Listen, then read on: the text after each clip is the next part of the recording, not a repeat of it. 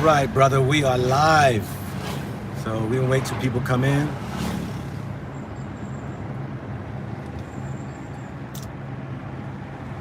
So I'll let you know when I switch back to us.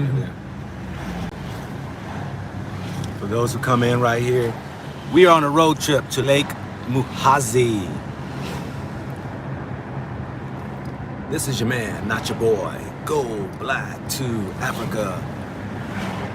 Yeah, so me and my man right here, for those who already know him, seem like a lot of people love him. Colin, he's with me. We're gonna head out here to the lake, give everybody a feel, a taste of outside of Kigali, excuse me.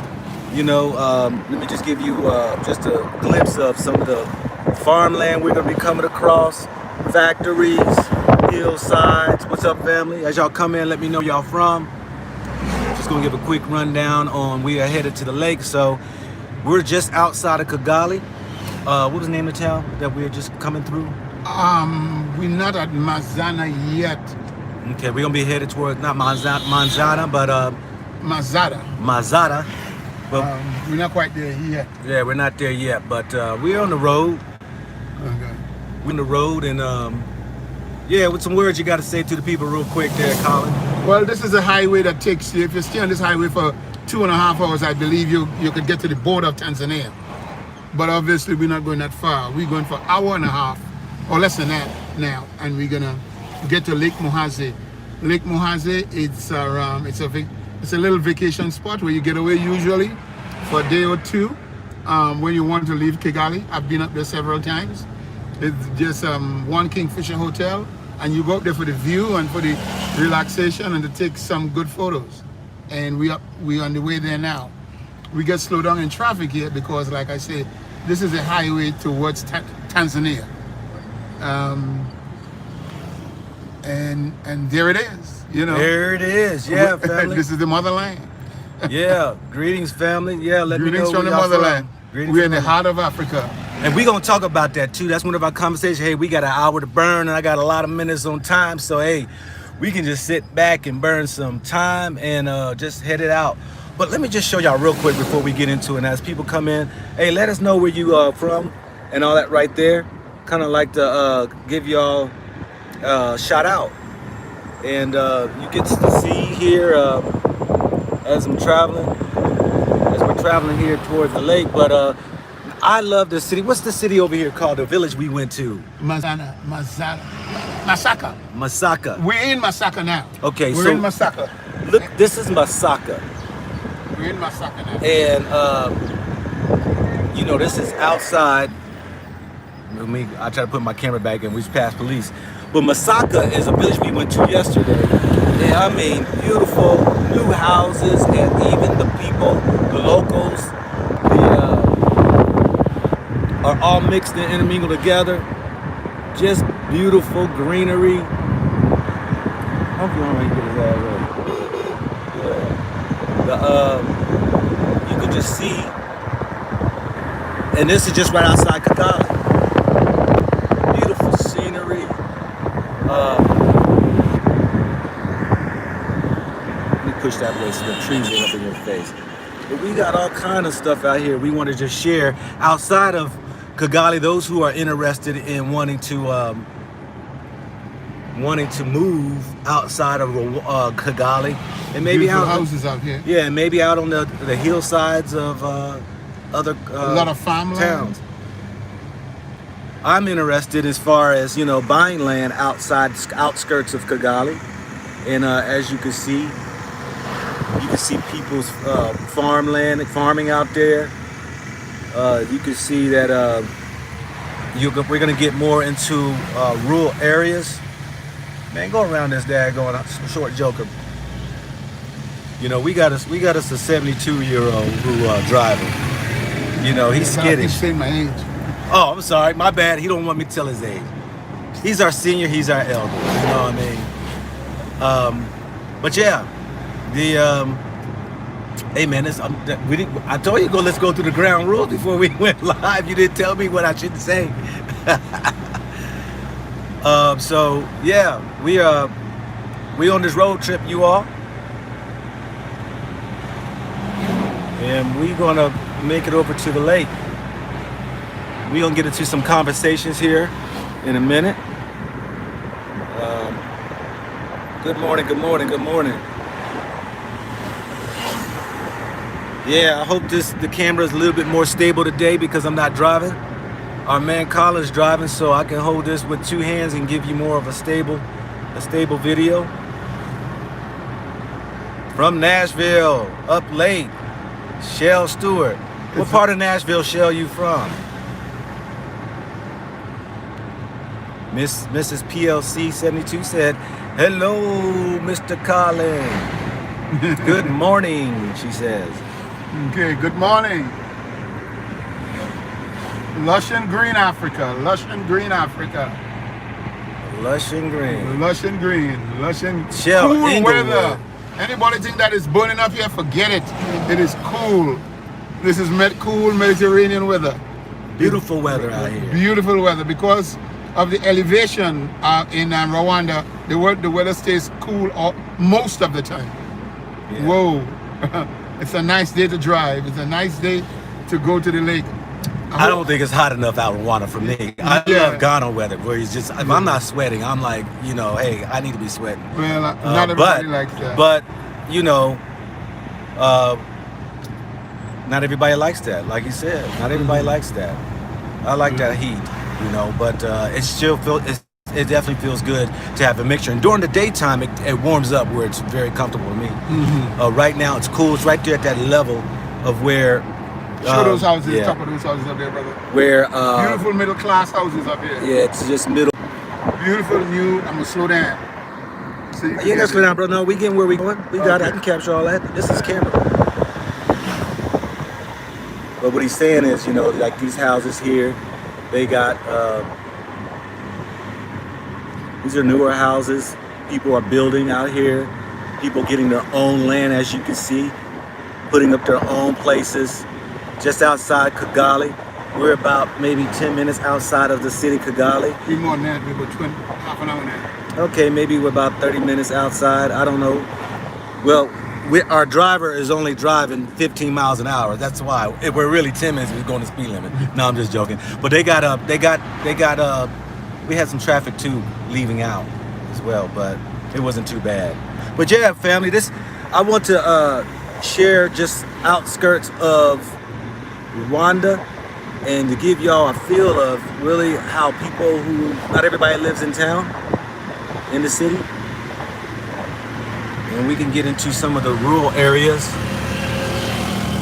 as we get just a little bit outside of here, where it get a little bit more quieter. We're gonna get into some conversations on some topics that I think is important for us to talk about.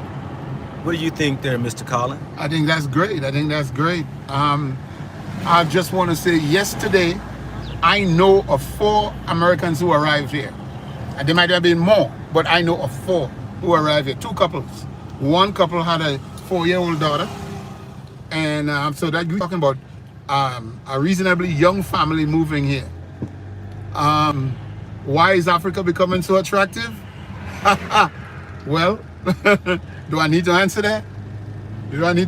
For some people, yeah. Okay, well, they know the answer. They know what we face at home. Yeah. Back in the United States, the entire political climate. Yep. What we face and how Africa is emerging now. Now, let's just take one example. Everybody said people are going to drop dead in Africa because of COVID. All over sub-Saharan Africa, they said. Some very powerful people said that, knowledgeable people. Well, nothing of that has happened. COVID is ravaging Europe and is ravaging the United States. The fact of the matter, the African countries handled COVID much more intelligently than other places. Now you could cut that, dice it, slice it, however you like. That is the truth. We don't have much of a problem here in Rwanda. When COVID hit the first time, we had an issue and the government took care of it through some very intelligent means. They found the hot spots, they found the cesspools, one at the Tanzanian border, one at the airport, and a couple other places, and our COVID is almost nil. I don't even keep up with how many cases we get a day anymore. Last time I checked, we were getting like 1 or 2 cases a day. And the other thing again, people here wear masks. Everybody wears a mask. There's no controversy here about it. You know? About, well, I don't need to wear a mask. Yeah, right. Everybody here wears a mask. So it was handled here very intelligently. And that's it, as far as COVID is concerned.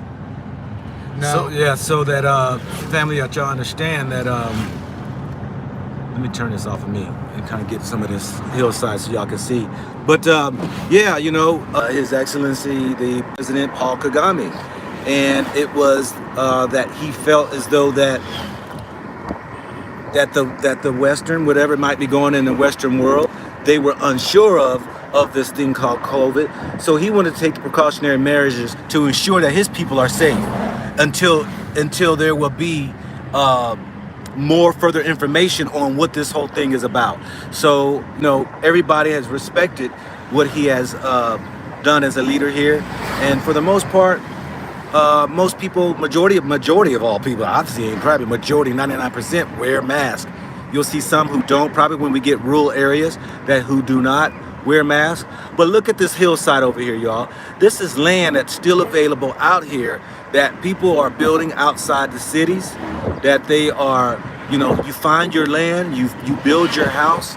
And these are beautiful houses that you can see out here that people are building. The beautiful landscapes throughout Rwanda is amazing. And, you know, when you grab a hold of this right here, you know, we're talking, and we're going to get into the land prices and stuff when I come back next month, because this is important for us people to know, you know, what costs for land and, you know, housing. It all depends on, all land is different. It's not all the same. You know, not all housing is the same, you know. But, you know, we going to give you just a taste of possibly, you know, the difference in pricing and all.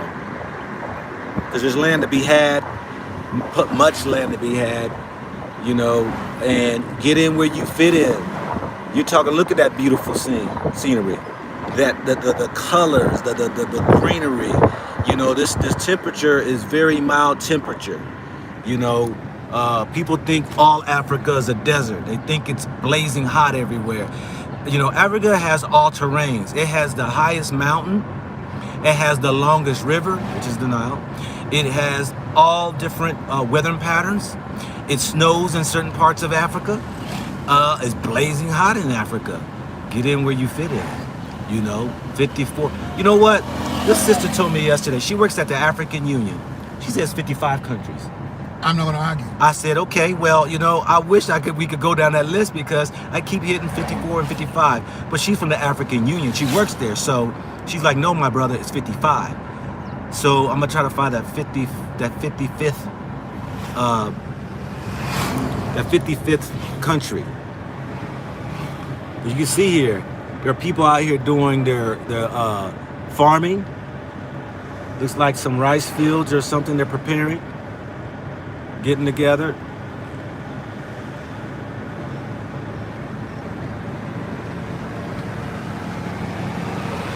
And the cleanliness. You ain't gonna look at this woman right here, y'all. She's sweeping up the road. This is in the rural areas, they keep it all clean. Mm-hmm. You would think where people who are, you know, more on the poverty side of life may find more trash and more things out there. Not here. That's not the case. It's not the case here. Yeah, we just passed a truck stop. Highway to Tanzania. Just beautiful. Watching the people out here in the fields farming, you know, doing what they do.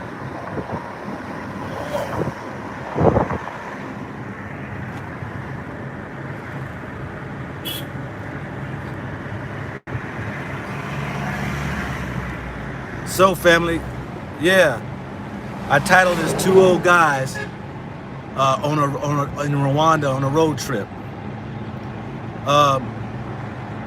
I want to get into this conversation first, the first topic we want to talk about. Which is? For many of you all, you know, Grandmaster Jay. Woo! right? Grandmaster Jay, who is the leader of the In Fact No Effing Around Coalition. We know he was arrested. And I think it's important, let's talk about this. He was arrested and he was released. He did a so-called radio show that he gave his information, his input on what transpired during his arrest, and where he has to. So there's some stipulations in place that he cannot get himself involved with. He can't involve himself with social media. He can't necessarily talk about the case in certain aspects, but he did share a lot. And I know that people out in America are going through some times that some people are going through some times of trying to figure out where in this whole matter do they fit in at. These are Morehouse's family out here in the rural area we would call suburbs back in the United States, where people are building their so-called kingdoms. They are enjoying their freedoms out here in the countryside, as some would call it. You can look at the banana trees over there and you can see the different farming that's going on. Those are rice fields, I think. It look just like rice fields, yeah. And it's a beautiful thing, y'all. This is a beautiful thing.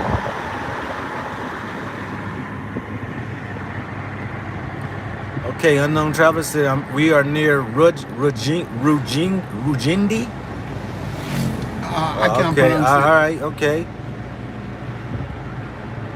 Okay, so let's get back to this subject matter, because I think, you know, as we're traveling right here in Africa, brother Grandmaster Jay, John Fitzgerald Johnson, that his actual slave name, he's finding some stuff out, y'all. Many people have said he's a spy or agent or what have you. They believe this is just another ploy plot to entangle people's mindset and to believe that he was arrested, and it's just a game they're playing with people that he's still set into the system. And to me, it don't matter. You're still in America. You're still there trying to figure out your direction in life, where you want to go. We know that there are inequalities when it comes to being paid on the job, inequalities in our education for our children, inequalities when it comes to the getting loans for businesses, housing, equalities in housing. The list can go on and on and on. And yet everybody want to talk about, oh, you know, I ain't leaving. My family built this country. I'ma stay. And I don't argue with those people. I don't argue with the people, because if you want to stay in that country, that's good. But when you want to have something like this, the peace, tranquility, if you want to be in African countries that you're not going to be sized up or biases and prejudices come against you because of skin color, so then what you do? Because now Grandmaster Jay, he was a law-abiding citizen. Now, there are things that I didn't understand, but I got myself to an understanding what he's doing. And he wanted just to exercise the Second Amendment right. It didn't make sense to me. Who am I? I don't care. But my thing is like, okay, where does that get you? You exercise your Second Amendment right, and you still get arrested with a federal charge. You went to the police officers to make sure you had the license, made sure that you were able to come into their city. You went into to make sure that you all followed all the rules and the regulations that they had in place for you to make sure everything was on an up and up. They provided the security for you because those white militias were up against you. You did everything they told you to do, and you thought that everything was going to be okay. Now, I'm glad I'm with my brother Colin, because Colin, you know, he's our senior, and he's been around a block or two, seeing all this protest demonstrations and, you know, the eras of the Black Panthers and the Martin Luther Kings and the Malcolm X's and you know, we know about the, you know, Marcus Garvey's, we know about Rosa Parks and Angela Davis, all these activists who were arrested. Many of them had federal charges against them, and nothing changed. Now, I was wondering, why is it that Grandmaster Jay would think anything would change? That's what got me. Why would you think you're going to stand up somewhere against a white system and think something is going to change? That's just what I don't understand. Your thoughts, Colin? Well, it's not anything going to change. Sometimes you get tired of being stepped on, and different people have different responses. This man has an organization back in the military, and he uses his skills where he deem fit. Sometimes you just have to stand up for yourself, and if the consequences are hard, they're hard. You know, if people keep running over and you don't show any spine, they're going to keep doing more and more and more. I guess that was his reasoning. I don't know the man, I never met him, but it's just it. But you know, I just want to say, those of us who wanted to stay and fight, right on. Right on. Those stay of us who think that we're going around on a hamster wheel and getting nowhere, we opt out to our mother. This is where we came from. I don't understand why is such a problem getting back to Africa. You know, why is such a problem? What do you do? Let's put it this way. He's going in, y'all. He's going What don't you want to give up in America? And what fears you about Africa that you don't want to come here? I know there are practical reasons that people have. Healthcare, earnings, money, opportunities, and so forth. But if you take that list and you go over them one by one by one, you could come to one, and you could pick one of these countries, come and situate yourself, okay, and meet the criteria that is important to you. You know, you're not going to meet 100% of the criteria, you know, but you're going to meet criteria here that suits your needs. Rwanda doesn't suit everybody, Ghana doesn't suit everybody, Kenya doesn't suit everybody, South Africa doesn't suit everybody, but among those countries, there's one place to go, you know, for you. And the Americans are coming to all of those countries now, little by little. 4 people called me yesterday when they got here. These people don't even know each other, and they only know me from the videotapes to tell me that they're here and so forth. I said, fine, go for it. Anything I could do for you, any information I could provide you with, I mean, so be it. I want to ask my people the question in America: what is the security in the United States? Is it imagined or is it real? Is it imagined or is it real? Wow. That is actually keep you in the United States? Is it perception or is it reality? Answer those questions in the privacy of your own heart, in your own home, when you're by yourself. I can't answer those questions for you. All right, brothers and sisters? So that's all I could say to you. Wow. So, you know, our elder here, you know, has spoken his knowledge, because, you know, sometimes we need to listen to our elders, because the illusion that we sometimes live under, or the lack of experience that we have, because we weren't back then to see the struggles that they went through, and we're thinking this is a new thing, or we're thinking we're going to get someplace because of these new movements that are rising. I've been through some of them. He's been through more than a lot than I have been through. And has anything changed? I don't see it. Look, let me ask you one fundamental question. Why do we have to renew our right to vote in America, our people? Voting Rights Act. Every 25 or 30 years or whatever it is, we have to renew our right to vote. Think about that for a minute. We who have been in America from the beginning, we have fought in every war. We have been in every dust storm in America. We are high up in the military. We are high up in politics. We have had a black president. But here, we have to renew our right to vote. Here, where? Here, in America. Right. In America, we have to renew our right to vote. Brothers and sisters, consider that for a minute. You know, ponder it for a while. You know, who are you if you have to renew your right to vote in your own country? Anything from the Civil War on up now. You know, I don't understand that. We fought in every war. But here we have to renew our right to vote. Yeah. Now, if someone requires you to renew your right to vote, let me ask you, do you think that person will ever consider you equal to them? Ponder that for a minute. these are the things you have to grapple with. Now, if you could compromise on those things, then hey, stay in America. If you can't, look for some other options. Thank you. That was very well said by our brother Colin, who, you know, have hit each and every one of you all with some questions. You know, my channel is called Go Black to Africa, and that's what I am trying to motivate, instill, and encourage people to come back to the motherland, you know. And now, like brother said, is that, make sure, yeah, we're 45 minutes out, yeah. No, that was a message from us. Okay. I got 17 kilometers before but, to turn. yeah, so, you know, this is what we're talking about, family. This is what we are trying to wake our brothers and sisters up. Because we are under illusion. What is it why is it that you do not want to leave America? Everybody has their own reason. And you know, not everybody needs to leave America. You know, there are people out here comfortable, satisfied where they are. And I say it's because of the illusion. You know, Harriet Tubman, she freed a lot of slaves, but she said she could have freed a whole lot more if only they knew they were slaves. when you're stuck into a slave mentality and you believe that you're okay, and when you venture out finally and you see that, wow, I see something different, then and only then is when you will make a move to get out. Because until then, you're in a comfort zone. You are going to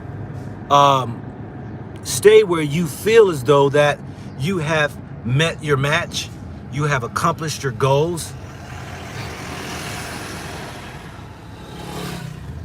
What time is it here? It is 10:36.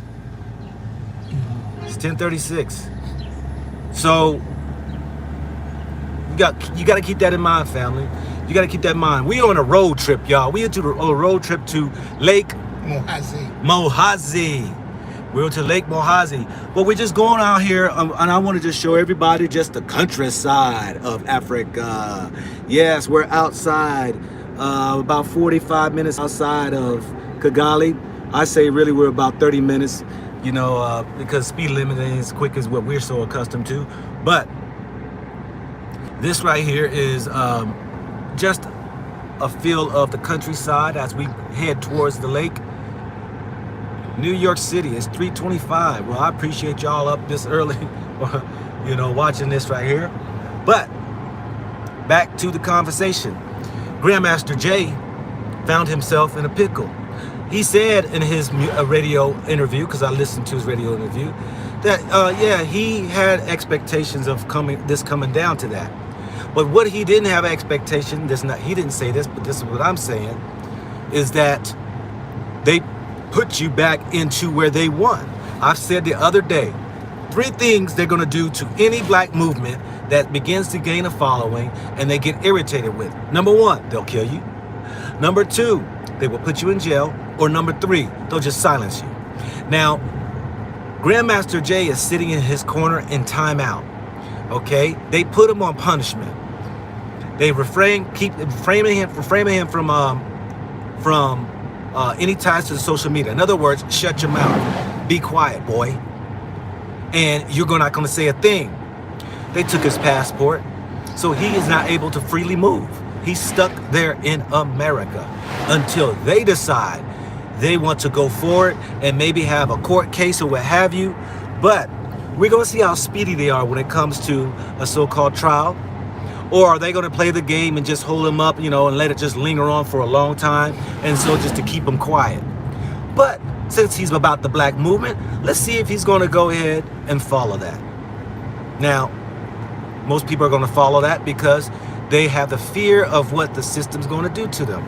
Rightfully so. Sometimes fear causes you to do things that you never thought you would. So, you know, it's not all about, you know, about me and what I think about Grandmaster Jay. I'm for the guy. I support the guy. But what I don't understand is his age. He's 60 years old. Why are you going around the same damn circle when you've been around, like myself, like our brother Colin, who's seen ain't nothing changed. Right, remember right. Ain't nothing changed. What did they do? They imprisoned Huey P. Newton, and they shut down the Black Panther Party. Now this is what's going to happen. Oh wow, I just missed the goats, the animals. No, that's right. People know. This is what's going to happen. The NFA is going to be dismantled. Do you know why? Let me read it from my lips. If you go back, okay, go back to my video. I have Grandmaster Jay behind bars. I had put his face behind some jail bars, right? And I said they're out to set up Grandmaster Jay. All right. It was about that daggone Congressman Higgins who Grandmaster Jay aired their conversation, their telephone conversation. And then he wound up bad-mouthing the congressman, basically belittled the guy. The congressman never showed up to the meeting. And that right there, I would say, was probably the got the ball rolling to try to get him on some charges. Some say Trump charges. Go figure that out. Trump charges. Trump in the office. Some Trump charges. But this is what's going to happen, family. Take it from me. I don't know everything. We know he's in timeout. He's sitting in punishment. He's in his corner. And what's going to happen is that he'll be silenced for a while. But yet what they're going to do is they're going to infiltrate within the in fact. They're going to gather their names. They are, let me tell you this right here. Intelligence, they already know the people. Am I right? They already know the people in the organization. If you don't think that, then something's wrong. You don't know what intelligence is. Intelligence is information. They don't just come and arrest you. They don't. You know, people say, "Well, why are they going to arrest him for something he did 3 months back?" Because they gather information. Even with people know drug busts and federal. What they do is they watch. They gather information. They come back and they bust you. But our brother, let's back to the subject here. Brothers and sisters, we keep watching our brothers and sisters be taken down a road, incarcerated, killed, and silenced. And then we fight to stay in that same system. I don't get it. But I do know it takes time. It takes time for those who are younger than myself, who only have seen just these protests, who've only seen just recently Grandmaster Jay. Because there's been a silence that's gone on since the 80s, the 90s, and the 2000s. To where there's been more protests and marches just here in the last year than has ever been since the 60s and the early 70s. So that's my take on that. You can sit back and watch a house burn down, or you can go ahead and make moves before it does. The ball is in your court, and it's your call.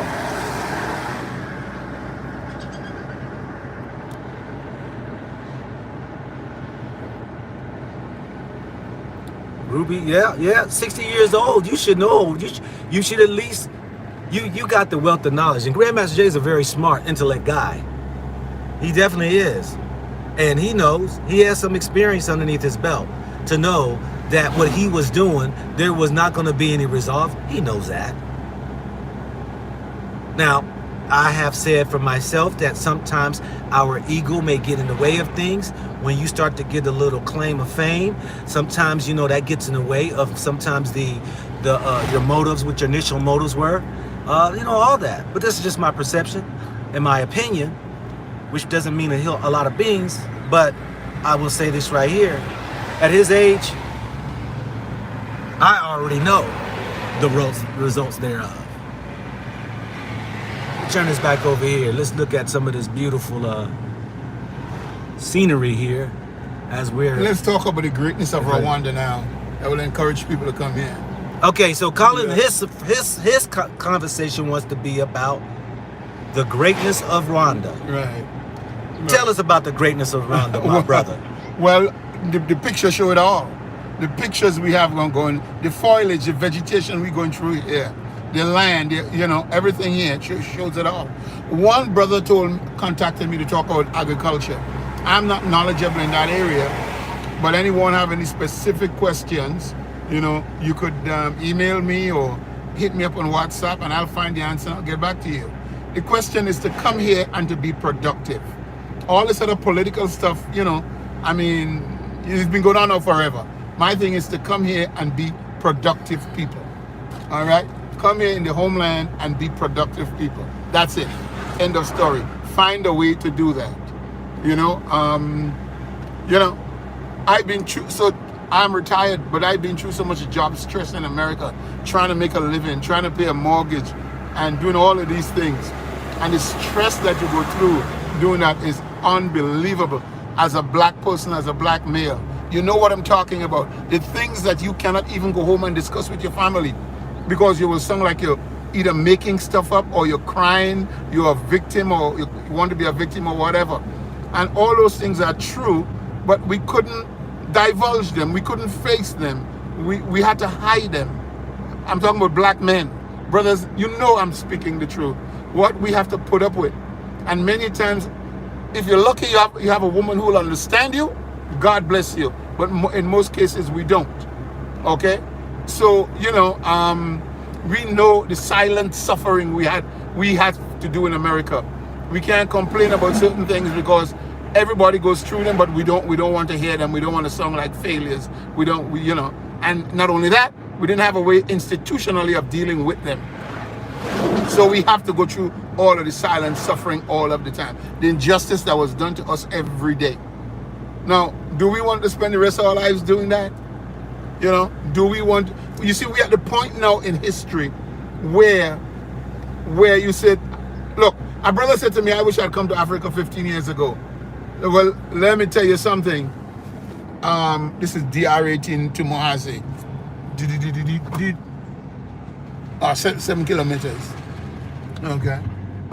Oh, that's if you want to go up on the ancient road. But anyway. Oh, wait a minute.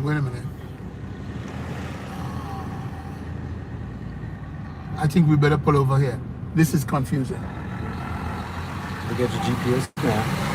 This is confusing. I don't think this is telling me stay on RN3 7.6, 35 minutes to go.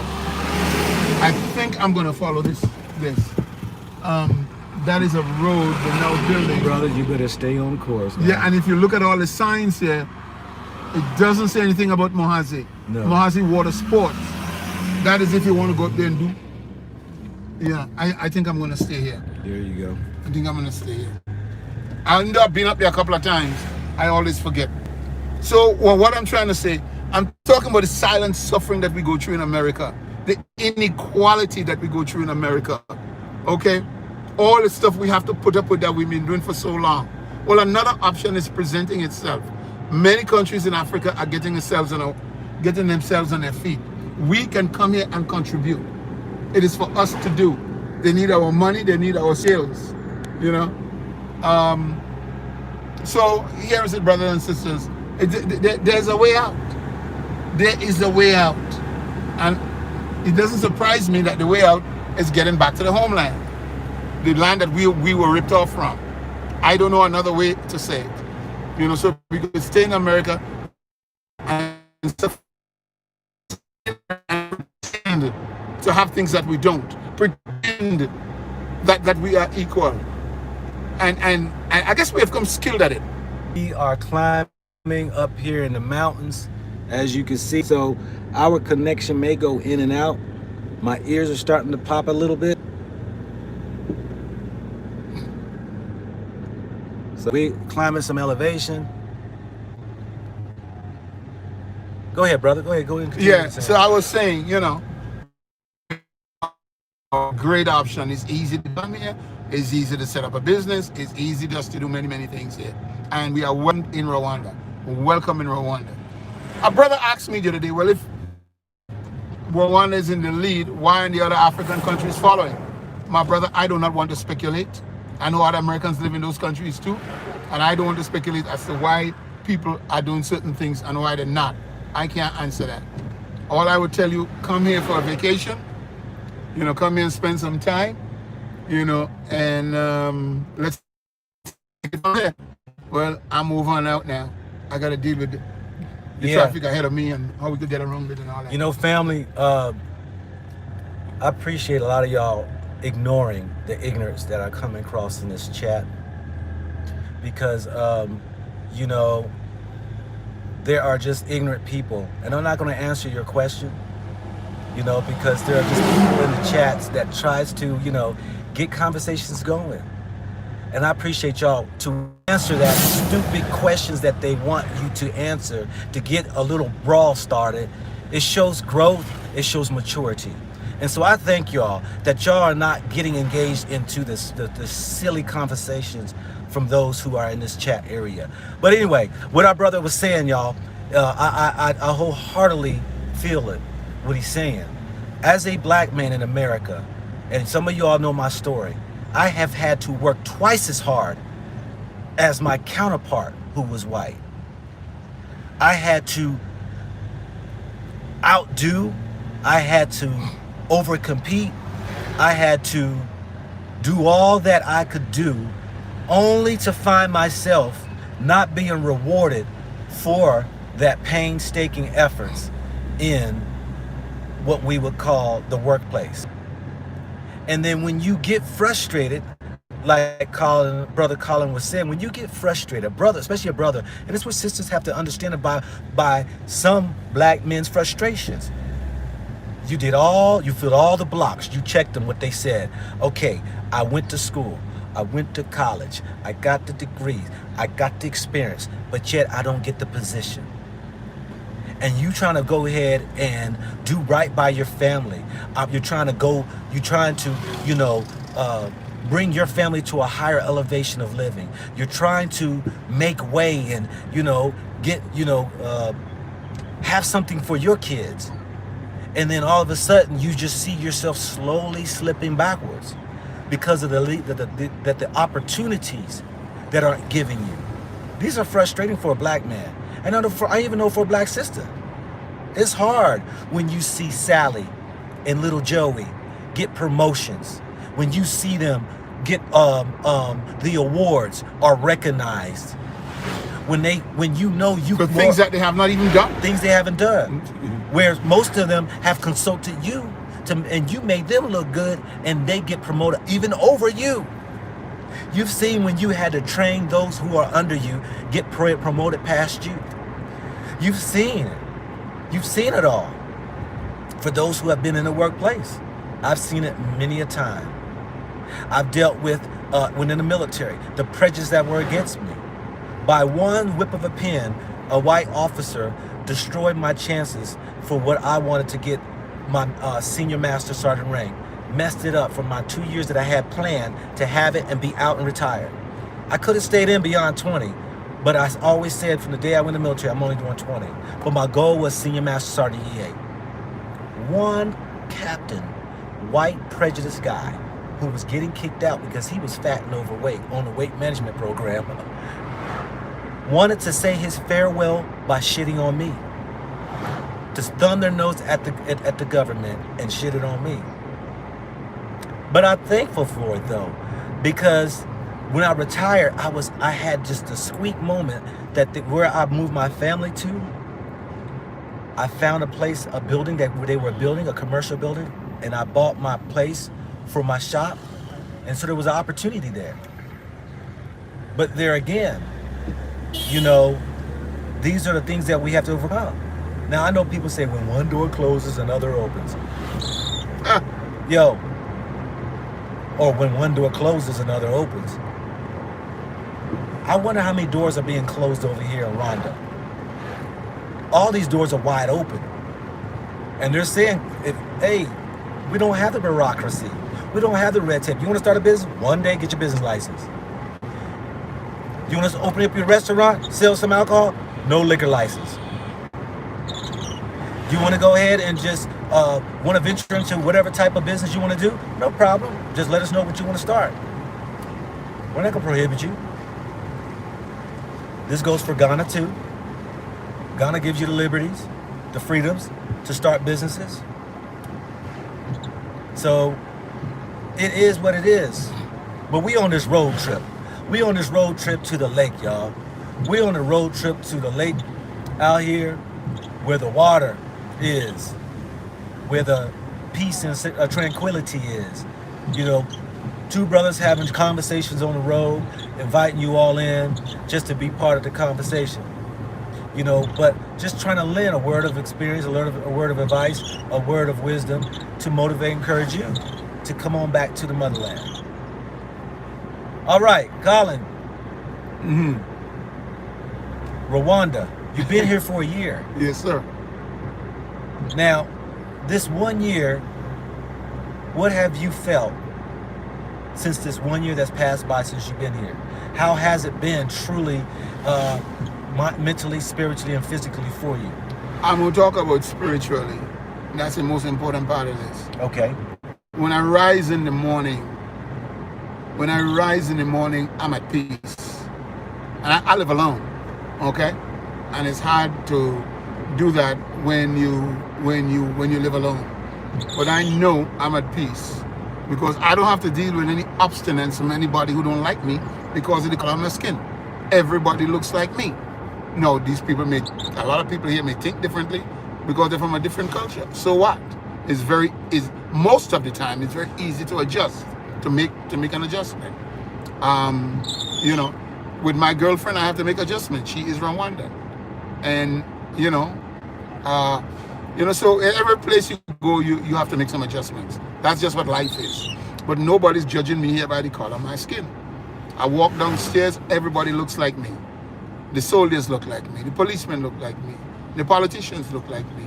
The people on the radio look like me. Everybody looks like me. The president looks like me. The president looks like me. People on the money look like me. I'm driving up here to Lake Muhazi, and all I see here is African. You know, and I don't have to worry about I'm going to go to a place and if I stop in a place to get something to eat, somebody going to look at me the wrong way or say something wrong to me. Or I could get some crazy person throwing up something in my face called living while black. You know, back in the States, we have living while black. You're just minding your own business and somebody decide that, they don't like you for whatever reason. And they're going to make a complaint and call the cops. And they make a complaint and call the cops. Nobody here is going to do that. The pressure is off of you here. That is what I'm trying to say, brothers and sisters. The pressure is off of you. Okay? Here we just passed a police officer armed with a gun, an AK-47. But he's of no threat to me. Didn't pull us over? Didn't pull us over. He's not going to do that unless I did something. Yep. All right? I mean, So there's nobody going to pull me over here because my tail light is broken. Some bullshit nonsense like that. In other words, to take money away from me to go into the treasury. I got to turn left in 300 meters. Okay. So yeah, family, we turn this back out here so y'all can get more glimpses of this, where we are out here. Then turn left. Turn left in 40 meters. Yeah, you're right up there. Wait a minute. It's telling me to reroute. There's no place to turn. It's right up here, brother. In 150 meters, turn left. Okay, 150 meters. 70, 60, 50. Okay, I have to turn left here. Is this familiar to you? You said you've been out here. Yeah, but nothing is familiar. Everything looks the same. Slight left. Yeah, There is okay. no left. Slight left. I have to. Oh, this is an MTN place here. Hello. Lake Muhazi? Up here, right? No, hold on. On the main road. Go on the main road. Yeah, let me hear what he's saying.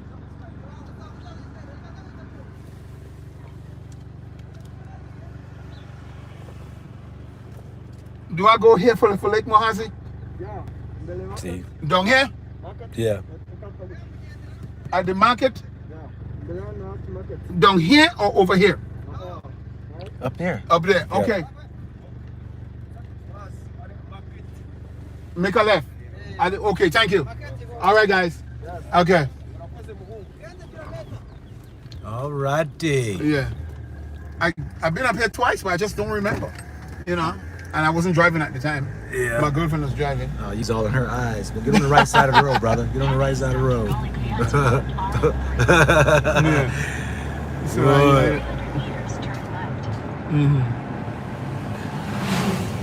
This is wrong. the GPS.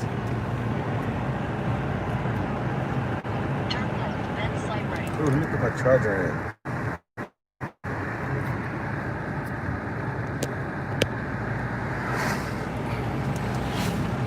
All right, family. So yeah, we're still out here. 2 old men out here cruising to the lake, Turn left. having some conversations, inviting you all in. Stop to Colin Road, RN3, then turn left. Yeah, on the road with Colin.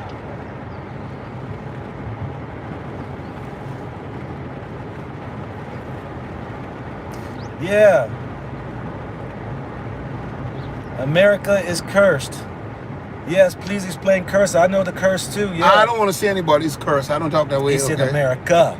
He didn't say nobody. He said America. I don't want you want to say that. Well, that's okay. That's I'm okay. just giving people the advantages to come here. No, he didn't say you said that. No, I didn't say he said that. I'm saying Yeah. me. Okay, we're at the market. Yeah, go that way right there. Yeah, right here. Yeah. Yeah. I remember this now. Yeah. I remember this now. No, America's cursed. I'ma say it. America's cursed. Okay. America is cursed. Yes. Why do I say that? Okay. Yeah, Let's break there's the a word. market. Let's break the word curse down. All right. Oh, hold up. We got the nice little. Oh, I should get me some pineapples on the way back. Yes. Yeah. It's a this little fruit Ah, market. It's a neat little market here, man. Yeah, all Yeah, the I fruits didn't and even remember stuff. Yeah. All the vegetables, the fruits, or is this all fruits? this. It's all fruits. It's fruit. Yes. Yeah.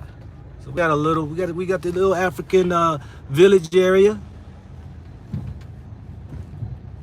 Coca-Cola in the house. Got all that right there.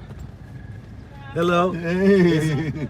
Hey. Lake down here, right? Yes. Yeah. You know. Oh, you've been down here before. Okay. Yeah, that lake. I remember the market. Okay. Yeah.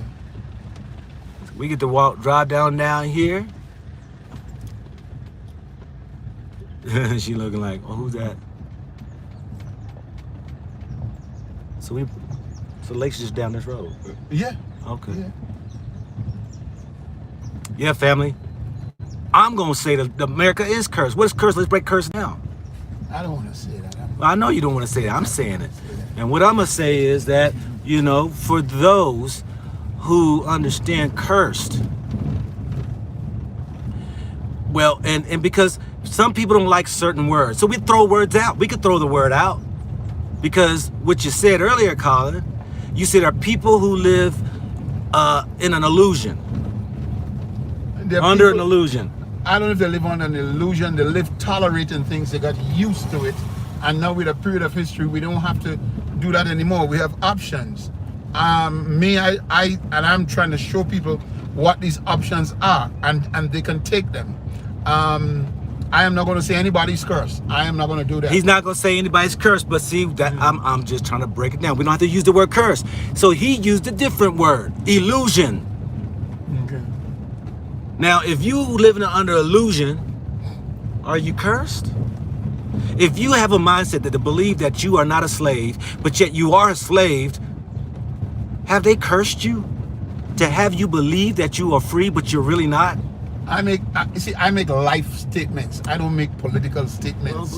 Man, life statement. I don't know what that means. Now, Us grumpy men, we could call us old two grumpy men. Hold on. Let me turn this back right here. All right, life statements. We're using words. No. We're using words, y'all. No, we have experiences in life. We have conditions in life that we live under, and I'm saying we don't have to live under those conditions and get those experiences anymore. True. We have an option. That is true. Okay, that's what I'm saying. You have an option to people. You have an option. And for those who don't believe they don't have an option because they can't see it, because they were told they live in the land of the free, the home of the brave, that's the greatest country in the world, which is America, they say, and then all of a sudden you believe that, you've been cursed. Yeah. You have been cursed to go through a cycle of life, following the same patterns, getting the same results, and yet you think it's going to be better. That's like you being an alcoholic or a drug addict, and your kids watch you behave this way, and they follow the same pattern, and they can't shake it, and they pass it on to their kids. That's called a cycle of curse. You cursed your kids. You have them stuck.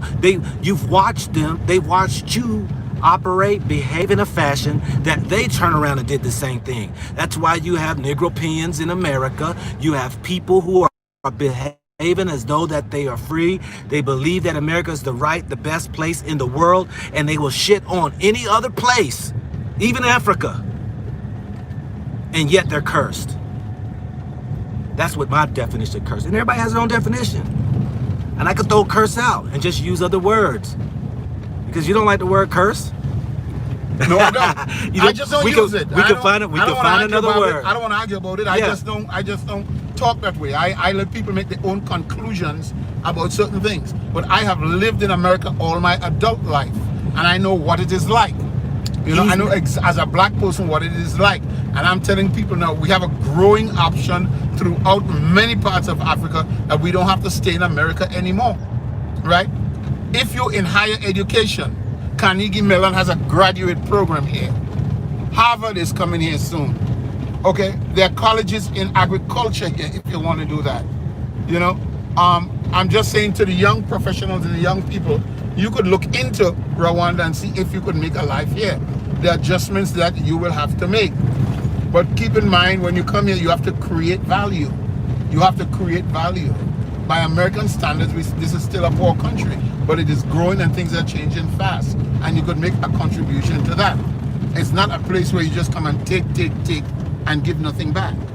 You have to understand these people have been to the depths of hell in a genocide, and they're rising out of it.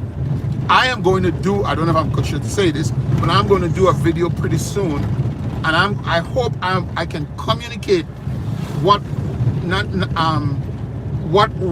Rwanda had to do at a spiritual level to rise from the ashes.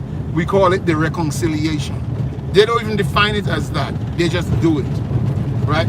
I am going to do a video pretty soon from an African standpoint, from a diaspora standpoint, of how Rwanda is an example, how Rwanda is a leader, okay, in coming back from devastation and how they could reconcile things and come back.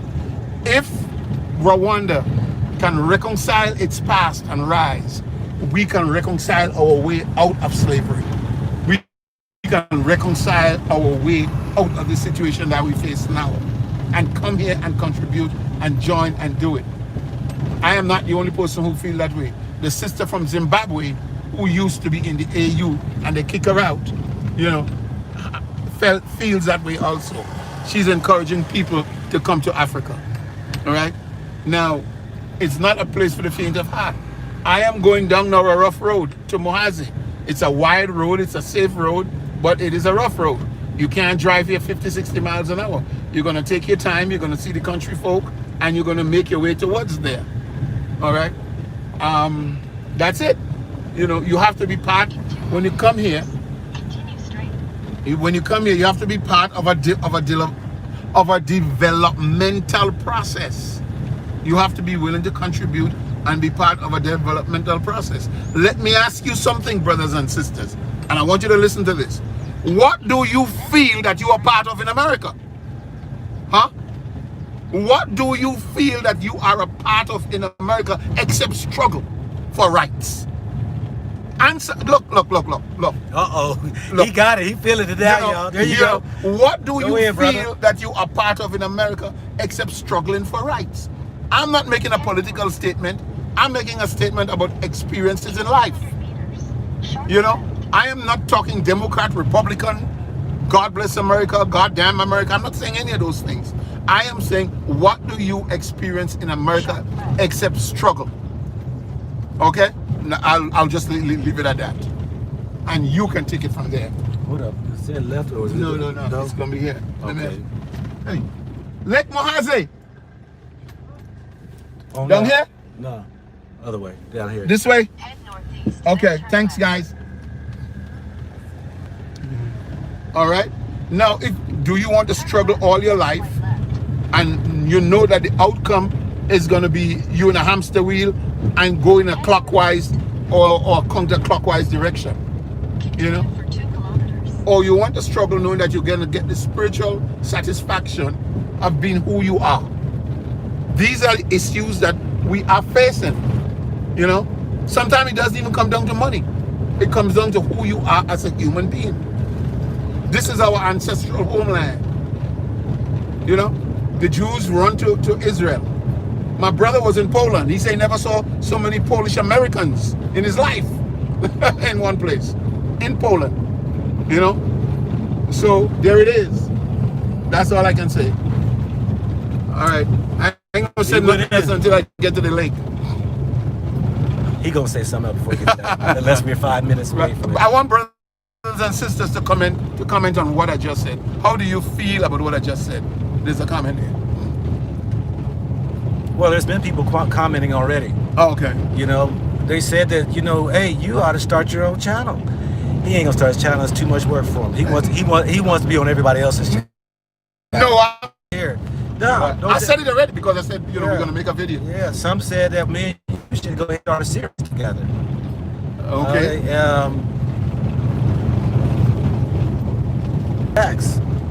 A second, we kind of trying to find some signal, but we'll come back.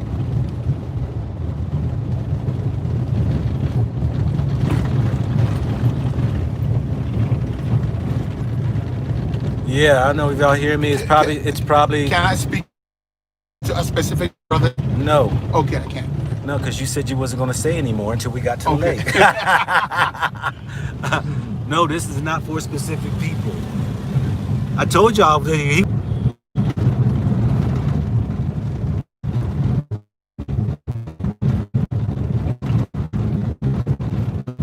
Yeah, you chance to place a signal.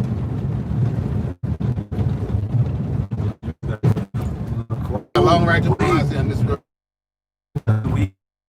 Y'all can hear me that Wiggin's gonna continue on rattling We're up on in the country, guys. because I know y'all probably the video is probably buffering. Yeah.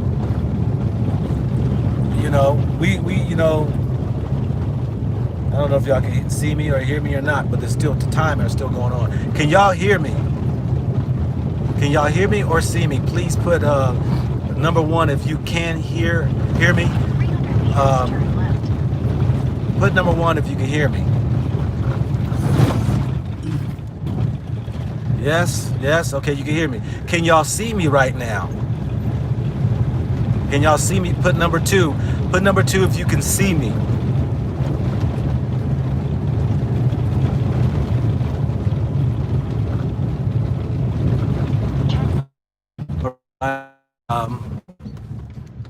We keep buffering or we keep going. It is college. There's a college here.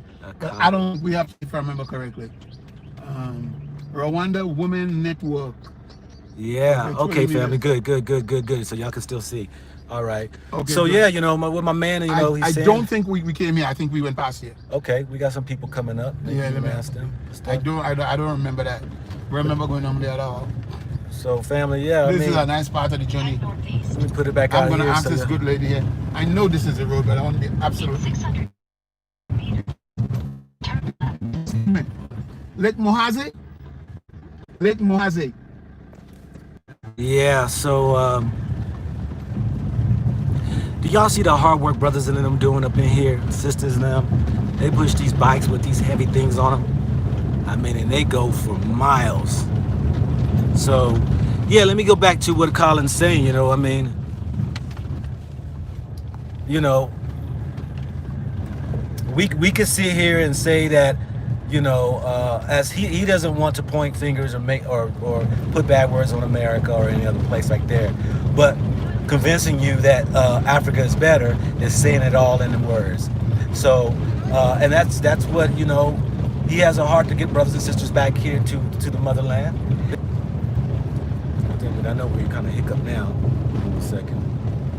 I believe if y'all can hear me. Kuzi. There you go. Kuzi. Kuzi. Thank you. My friend family, we going in and out, you know, of some connections. We way out here in the deep, you know, in the rural areas, and so, you know, signals might be very weak out here, which they are. Okay, good now. All right. But yeah, just giving y'all a feel. We're just cruising through, you know, our brothers and sisters, a village. You know, you see it's no concrete road. Center of Santi Rwanda. Rwanda. Yeah. Turn it off. I'm not turning it off, man. You stopping. Go ahead. Muhazi, Lake Muhazi.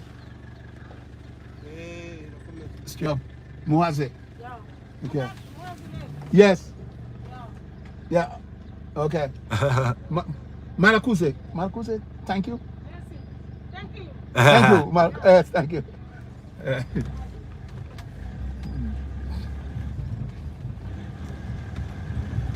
Alrighty. We back here.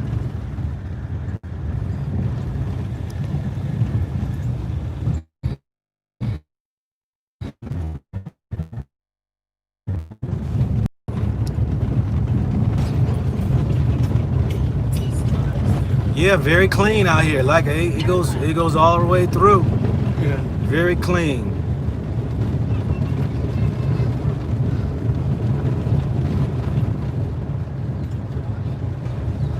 So family, yeah, when I come back next year, January, it's just January, next month, you'll be able to see me on the journey to purchasing land and obtaining a house. So you're gonna know step by step what I'm doing, where I gotta go, and all that right there, because don't go off what people tell you. You gotta find out for yourself or see for yourself. And I hope that I have gained some credibility with you all. I'm not gonna BS you. I'm not gonna try to go ahead and make it seem as though that is harder or, you know, than what it actually is. I am going to be filming my journey on finding my land and house here. So it's gonna be easy. To me, it's gonna be easy. I just gotta do it, that's all. So, you know, all the naysayers who believe you can't get a land or believe it's complicated or what have you, you know, they're gonna be able to see themselves as well.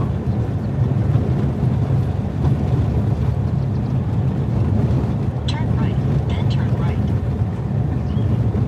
But this is some good stuff, some good footage, family, just to see how brothers and sisters here, you know, they live in some of these, they would call mud houses, some of them, and you know, some of them are concrete or what have you. Just keep straight, brother. We haven't come to a store. This is messed up. Yeah, don't worry about it. Yeah, don't worry about it. This is. No, yeah, just turn that off. Yeah, it's just messed up because it's losing its Yes, losing all its credibility. its connection and its direction.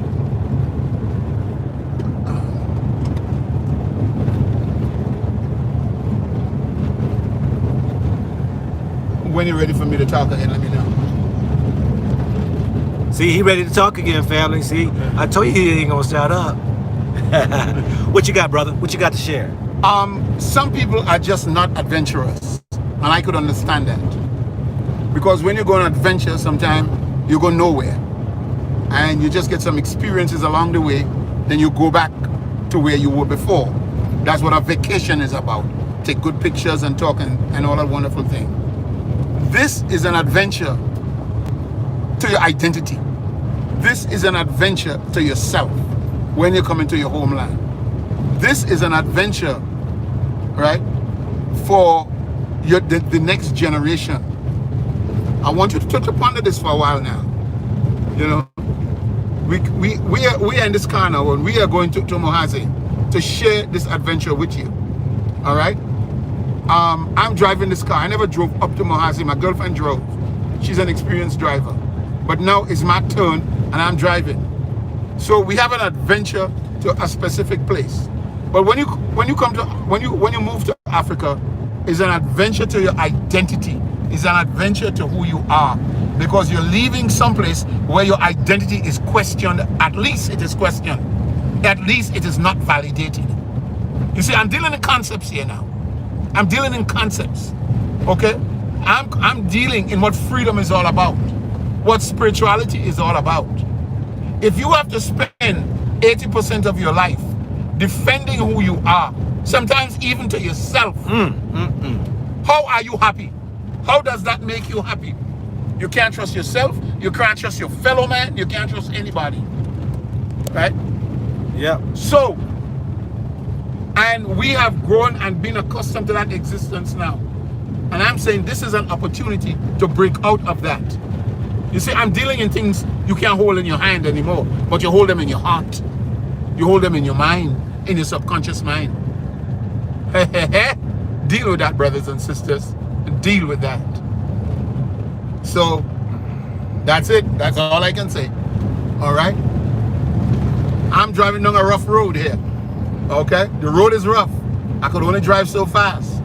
It is not the most comfortable thing in the world. All right? But these are the experiences you have here. That rough road is an America that you're riding on. Right. That rough road of life. Right. That just sometimes you don't know where you're going until when you get there. And so like we just got off of that smooth pavement.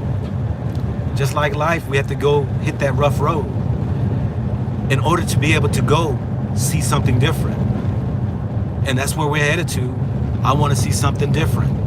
And it's bumpy. And we got to ask people for directions. Right. And we have to navigate through uncharted lands at times. And this is what you got to do to find freedom. Amen. This was the hunt to freedom. The adventure to freedom is about. This is like a metaphor for your life. What your life is going to be in Africa. It's a metaphor.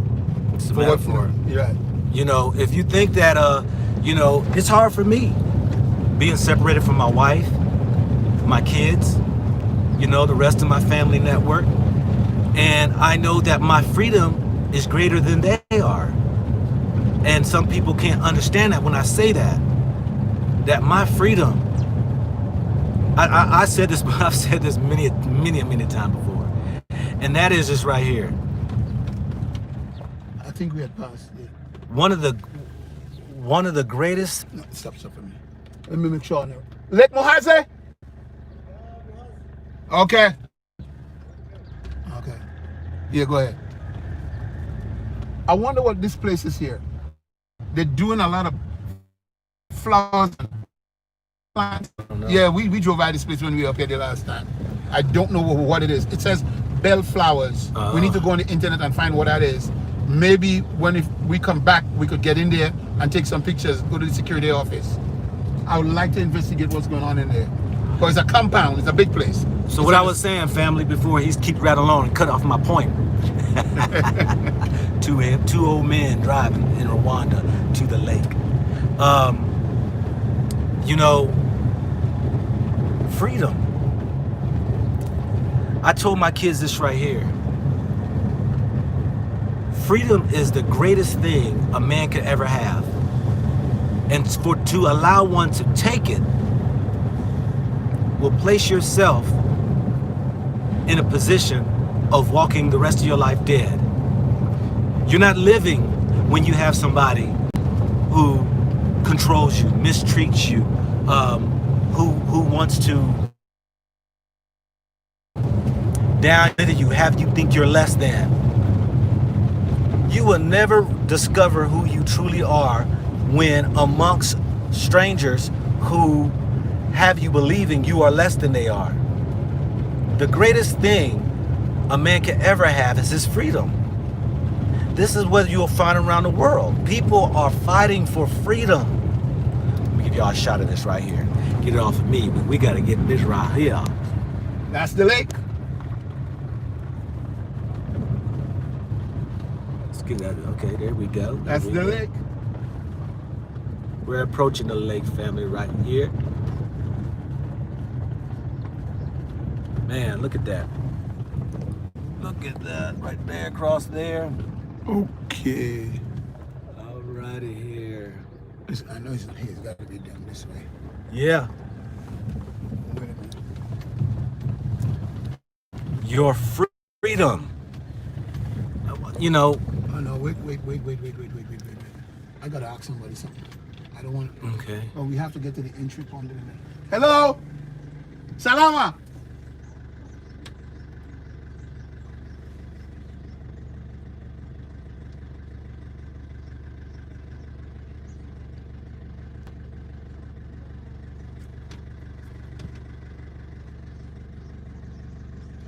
Lake Muhazi, we go this way or here?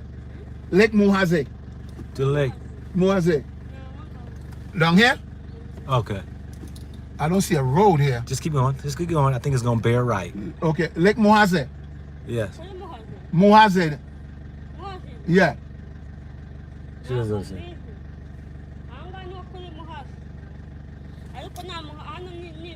Yeah, go down. Just go down. Go down. No, because it's hot. The road ends right here. There's nothing. No, brother. I'm saying just go ahead. Just go down. Just see. Okay. Okay. Let's just see.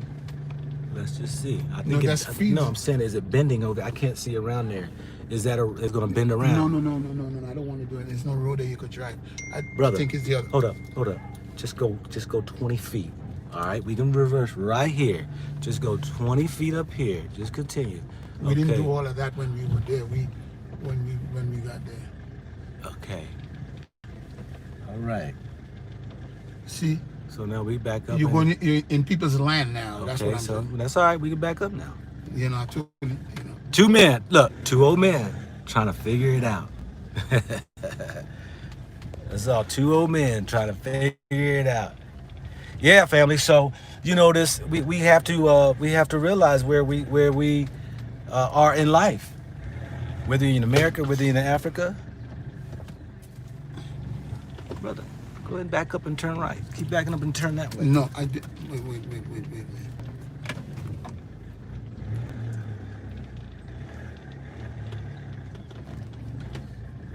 So yeah, we have to, family. Oh, you should have just whipped it right there and then came back out. Sir. So yeah, you know, listening to us, right? Go left, go right, go right, go left. Lake Muhazi. Lake Muhazi. Muhazi. Yes. Lake. It's right there. Down here. So I go there and go down. Okay. Yeah, not just was it? No Driving more for the car. for the car. Okay. I'm backing up on stuff. Murukazi. Marakuze. Thank you.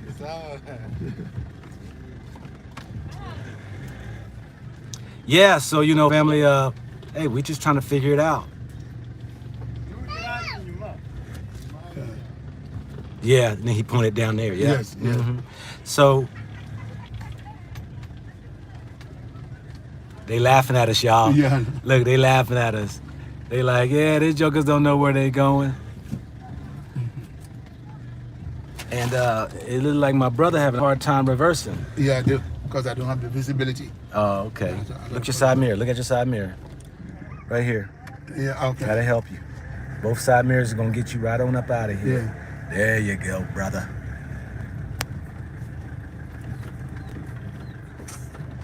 You gotta keep your eye on the prize, brother. Yeah.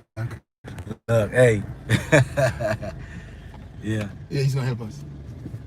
Just use your mirrors, brother. Use your I'm mirrors. trying to use them. Turning your wheel. Keep turning your wheel. There you go. There you go.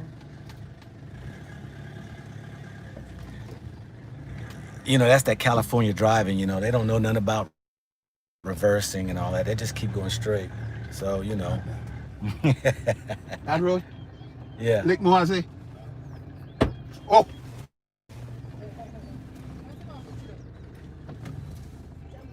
Okay. All right. Okay, yeah. California Yeah. dreaming, yeah. I can't see behind me, man. There are people behind me on a bike. Hey, man, calm down, dude. Look at the old grumpy dude. Grumpy boy. Hey. All right. So, Muhazi. Muhazi? yeah, man, he's telling you Yeah, right there. yeah, Go down okay. there. So when you don't speak the language, look at the disadvantage you're at. Yeah. See what I'm saying? The disadvantage. But see, if he was paying attention the last two times he'd be out here, we wouldn't be in this. You know? Yeah, I just... But, you know, I understand, you know, his beautiful woman, you know, he was all glazed eyes and, you know,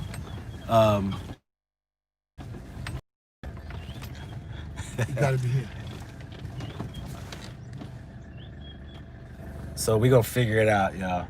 We're going to figure it out which way we're going to go. I see the water. We and didn't all come that down here there. at all. We Mhm. never came here.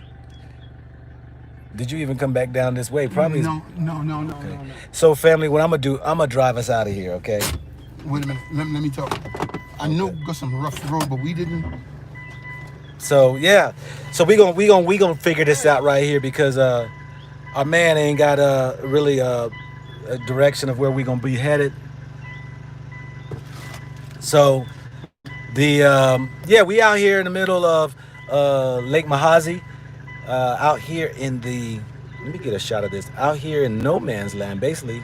Yeah, I'm gonna take the wheel here in a second because our senior here don't have the greatest eyesight and don't have the greatest patience. So I'm getting a kick out of it, but we gonna see.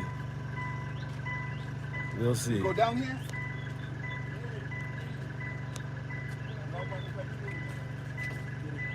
Down here.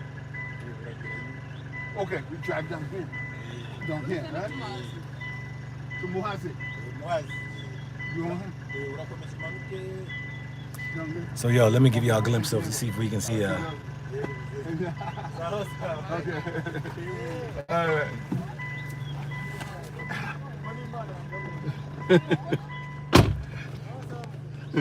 Yeah, Why she looking like? cause you crazy. She like that joker crazy. That's why she looking at you. You don't remember coming down here? I don't. We went a different route. Well, I mean, do you want to walk down here or take the car down? No. You can't leave the car here. We drive right then, and Right now. then we take a boat over to Kingfisher Hotel. It's a little boat. We didn't do all this. Okay, so why are you going down here then? Well, I didn't remember. I just followed my Okay. instinct and best thing we could. Alrighty, y'all. So You know. call for the backup reconnaissance. The reconnaissance team. If we get down and get stuck, y'all, because me personally, I wouldn't be taking my car down here. I would walk down here. But it ain't my car.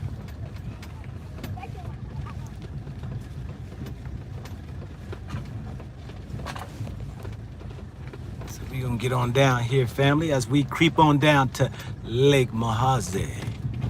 I like the sound of that Lake Muhazi. All right. Well, we have a little place we can.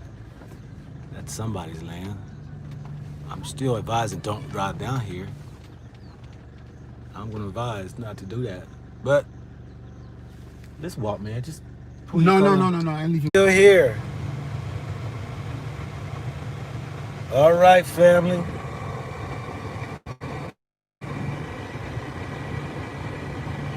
Some of y'all remained. All right, we are here. Even though we're in the wrong spot, but we made it down here in the lake. It looks a little suspicious out here as far as not say suspicious, but a little desolate. Drive us out of here, man. Okay, This all is right. not the port. This is not the part of the lake that we want. Alrighty, so so my phone, y'all, it overheated. So Colin's gonna come over here and hold the phone, Yes. and I'm gonna drive us out of here while he holds the phone. But I was keeping this cool. I had to use the air conditioner to cool down my phone. Here you go, bro. Yeah, there's a lot of things there going back. Take your time.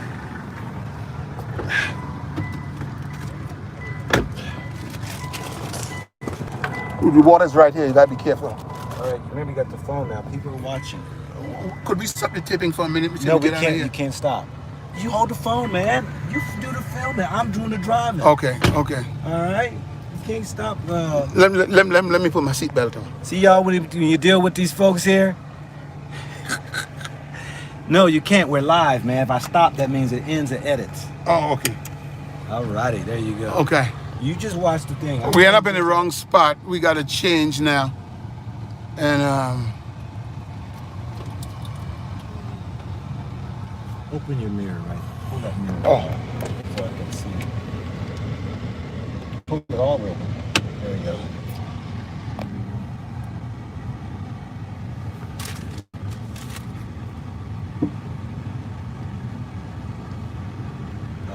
Hey, I'm driving, man. You Okay. the cameraman now, man. Come Okay. on. All right. People trying to Okay. see. Okay. I got this. You wasn't doing your job, now I'm doing my job. Okay. So you do the filming. Look, give him a All picture right. shot of the lake and all that right there. You so worried Okay. about where I'm going. This is the lake here. Let me see right here. This is the lake family right here. Those who's joined us back. I'm doing the driving here now because Colin, you know, he's having a nervous breakdown. Look at him. Look at him. See, he getting frustrated now. He's the cameraman now. I'm the driver. Okay. You do the camera. Okay. I do the driving. Okay. Okay. All righty. Let's go ahead and get this out of Okay. here. You either gonna give him a good show or you gonna watch, man. Which one? I will show the best I can. Okay. All Okay. right.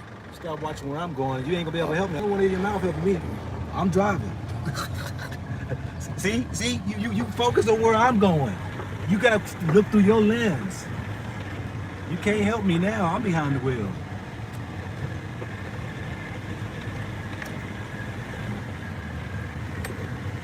Look, point up here. Just point up straight ahead. I'm showing you. Just drive, man.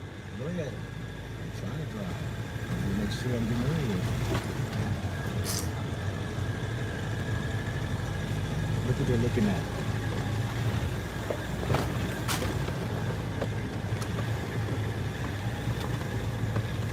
Two grumpy men in a car. Sometimes the older have to entrust in the youth. Yeah, we coming back up the hill. Because you got to look at what the people, Yeah. keep your eyes in the lens. That's why people don't know how to film. Okay, I'm keeping my eyes in the lens. Okay. Don't look I'm outside of it. So okay. I'm looking. let this be your lens. Okay. All right. I'm All looking right. straight into the lens. Okay, so because All that's right. what people going to be looking Looking at. at- all right. They Okay. don't wanna look at the Okay. back. Okay. Okay.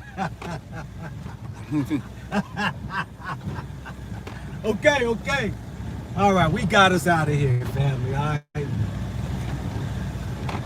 All right. Okay, we almost back up the road, and we still gotta find the. Look what they're looking. Look at their Yeah, yeah, dashboard. yeah. That's why I said Okay. you guys in the lens. All right, I keep my eyes in the lens. This is just the bumpy scenery coming back up. All right, we're almost back up on the road now. Okay. All right, you back Okay. in the driver's wheel. Yes, we're back where we're supposed to be, on the main road. And I'm just show you. Oh, let me show you the lake from up here. There you go. That's not exactly where we needed to be at point on the lake. We have to find the right point on the lake, and we're gonna do that. Okay. See what the people are saying, brother.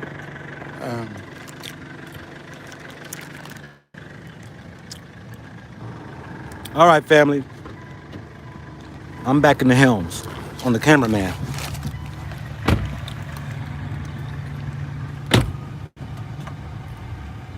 Yeah, so we're back here, family. Headed back out. I'm not sure which direction we're gonna go. Maybe that was it for the lake. No, we have to go to the Kingfisher Hotel, and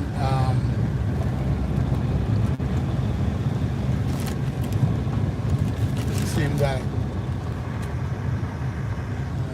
We'll go back up there to where the sign was. Yes.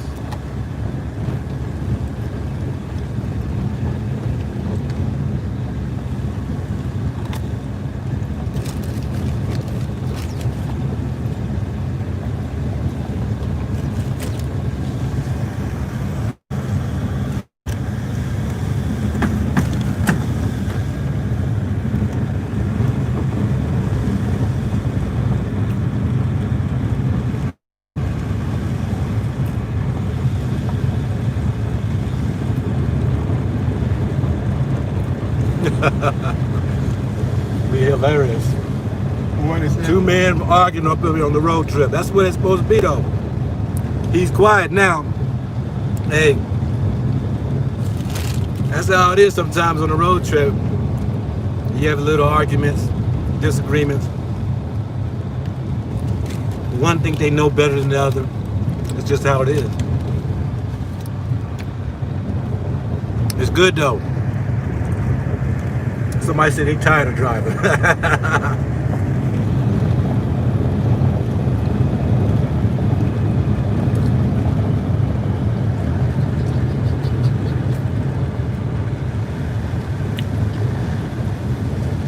Yeah, living road trips, loving them. Let me go to the security office here. Some of them must speak English. All right, family. Yeah, park me right over there because I don't want to record him.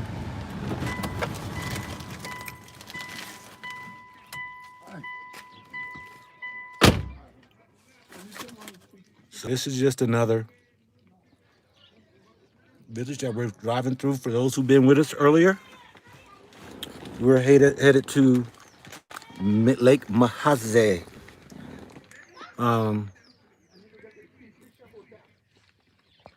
Let me say, what did you say? Colin gonna put me out. Yeah, you know, I called him a little firecracker. I call him a little firecracker because, you know, people from the islands. He's from Trinidad, you know, and few people can handle them. So you know, Let me but see what I can do here. they don't speak English. Now he's gonna try to figure out where we're headed, right? How to get down there. Kingfisher Hotel. Oh yeah, that would be smart. Yeah. So yeah, so you know, two old men on the road trip to Lake Muhazi. Turn it off now. I had to cool down my camera, got overheated, you all. So I got the air conditioner running right here, putting my camera on the vents.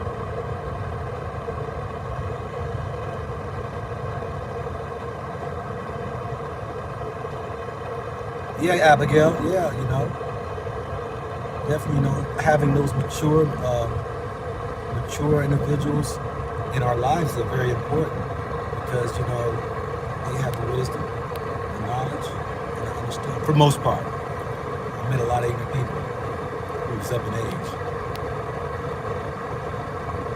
Somebody said Caribbean temper. Yeah, he's from the Caribbean. Look at him. He a good guy though. He a good guy, but that's just how they are, you know. You know, that's why I'm able to get along with a lot of folks because I've been around the world and I had to understand different mindsets, attitudes, temperaments, and mentalities and stuff. You know, because you even agree with it, right? You know, they just, you know, they leave a little short temper, impatient. Yeah. Older folks lose patience quickly. Aren't they supposed to be laid back? I mean, I'm finding myself, I'm trying to get to that place of being laid back because here's a good one example. What was it yesterday? I went to go get my COVID test done yesterday. I called a doctor up, somebody connected me with, and he said, yeah, just go down there, make sure you're there about 7:45 because they're gonna make people, you know, bring people in about 8:30. So you want to get there early so you don't have to deal with a big group. Okay, all right, cool. I go down there. The first thing the guy asked me is to see my receipt that I paid for my test. And I said, huh? I don't have no receipt. He said, oh, you got to pay before you go ahead and have your COVID test. Well, where do I go? Now, he speaks a little English. And he says, you got mobile money. Mobile money is that you could put money on your phone and you could pay things with. You know, you can be at a restaurant and pay out of your mobile phone. Some kind of like a Cashapp or an Apple Pay or something like that. But it's your phone and you keep it in your account.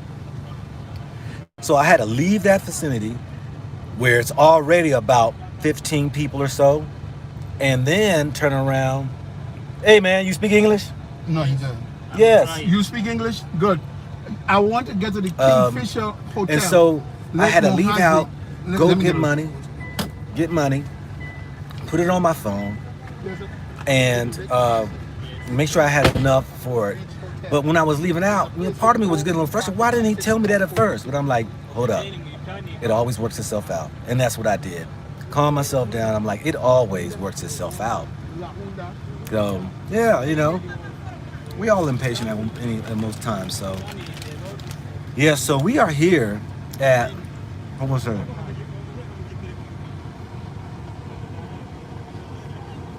Oh, you know where it is? Yeah. I follow you. I pay him. Yes, yes, I follow him. I want to take the place. We're at this flower place. I want to take the place. Yeah. I'm reading some of y'all's comments here.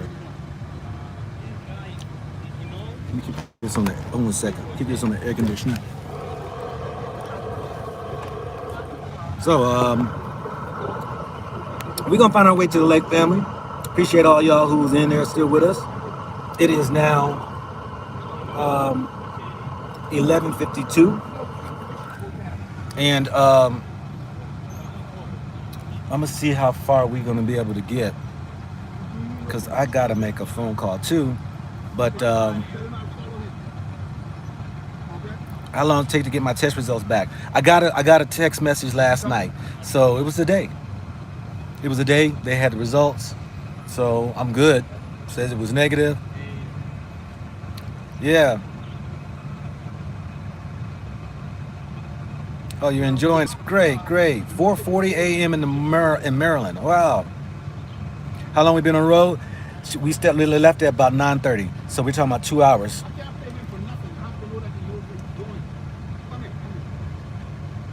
Well, that man, look. Look at my man. He can't. So we gonna have a taxi on the motor. Take us over there to the hotel. We can follow him. He knows where it is. He knows? Yeah. Okay. Yeah. You say you guys speak of it.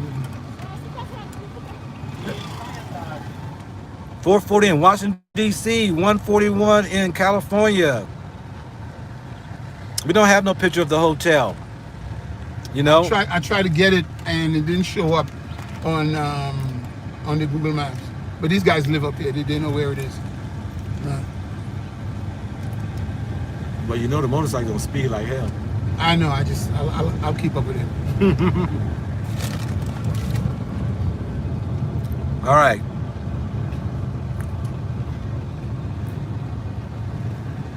What else y'all got to say here? We're following this taxi right here on the motorcycle. Finally on the track again. Yes, we are. 8:42 in Australia. Oh, Australia in the house. Okay. Oh, wow. Australia. Okay, 9:42 in London. Waldorf, Maryland, outside of D.C. I know exactly where Waldorf. I got some family members in Waldorf. 3:42 a.m. in Alabama. 3:42 in Dallas. Yes, we got all the kids out this morning. Try to give you all a good show of the kids right here, y'all. Kids are out this morning, probably headed to school. They got on their colors and all. Wait!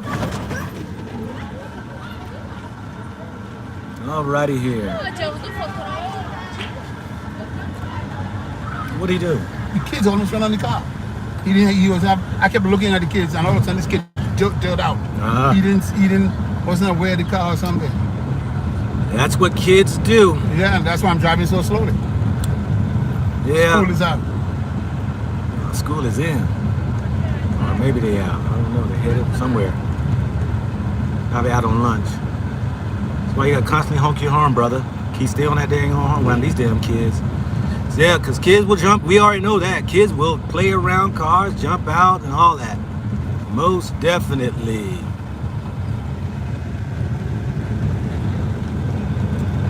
Alrighty, yeah. Nah, nobody got hit. We just hit them brakes, though. Then what other questions we got here? 25 degrees in Detroit. Woo! Did it say 25 degrees in Detroit? Yeah. Okay, I can turn this off.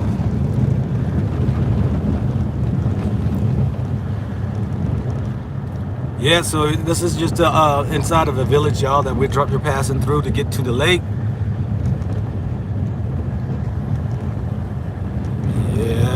Kids will definitely set you up or play and don't even pay no attention. They have no sense of security or safety.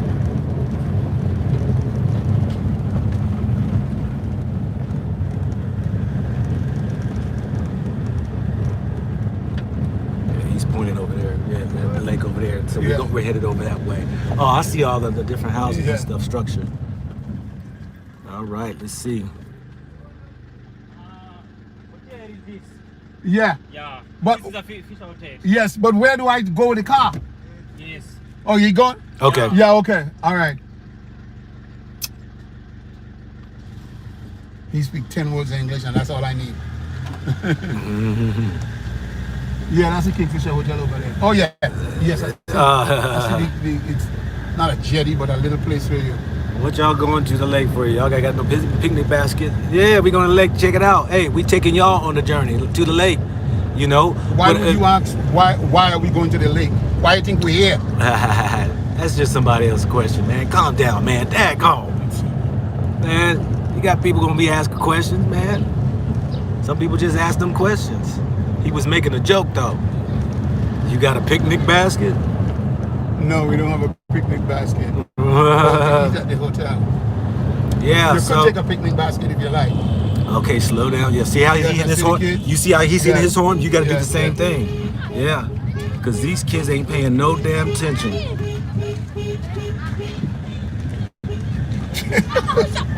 They don't care nothing about you. Nah, keep hitting your horn. Keep hitting your horn.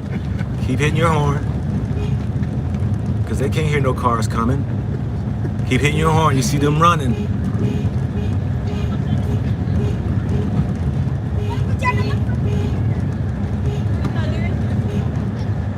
Kids in their school uniforms. Keep hitting your horn. Yeah. Now tell them, because I'd be damn I hit somebody's damn kid. You want to see some true Africans? Hit one of those kids. You want a taste of that? Look, baby. You want a taste of Africa? Hit one of their kids. You know how we about our babies, right? Shoot. Yeah, you ain't gonna be messing around, boy. All right, he just let him off. He gave him a ride. Follow this. Okay. Thank you.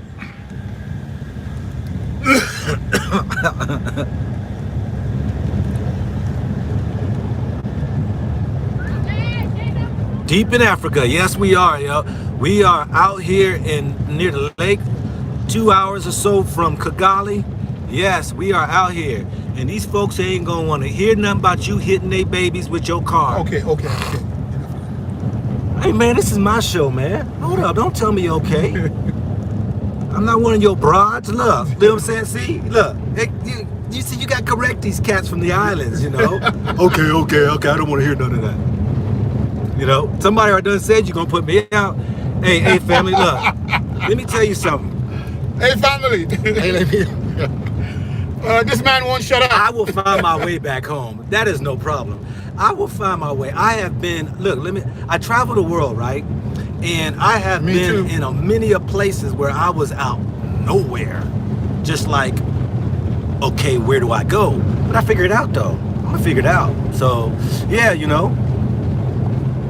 Oh, I got a story for you. I was in America. I was down in Mobile, Alabama. For somebody's in Mobile, Alabama.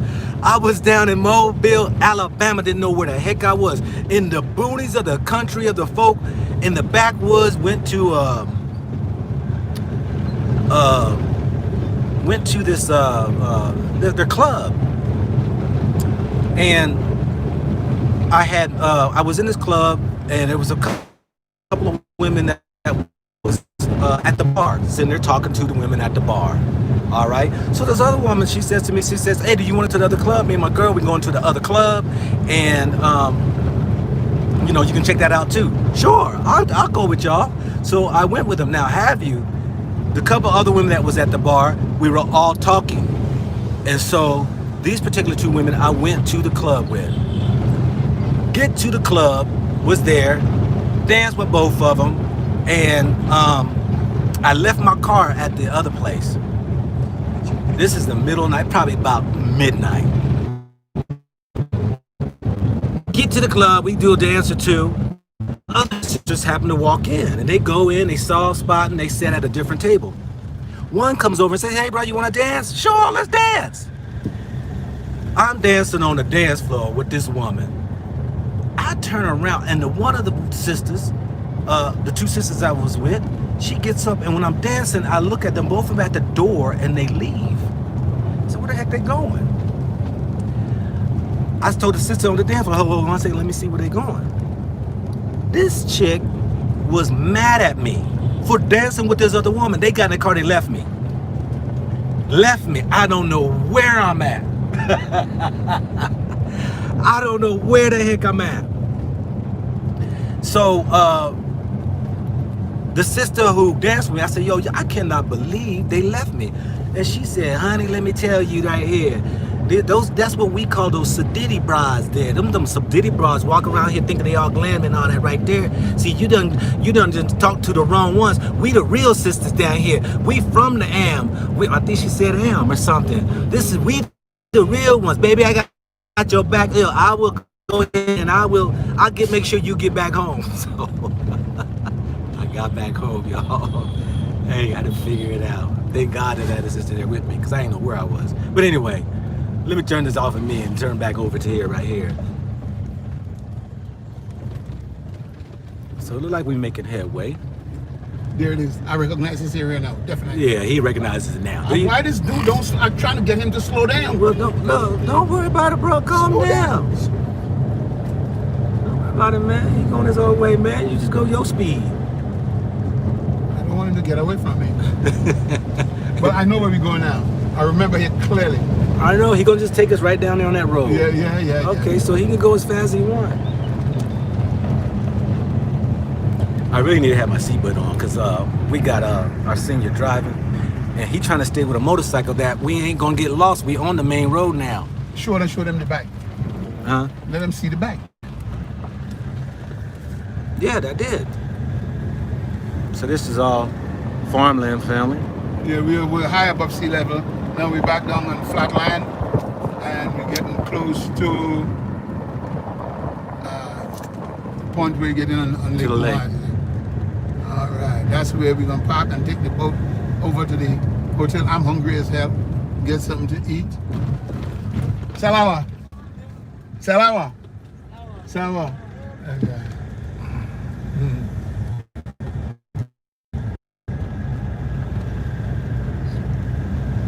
Salawa. Hello. That's what hello means, Sawa family. is okay.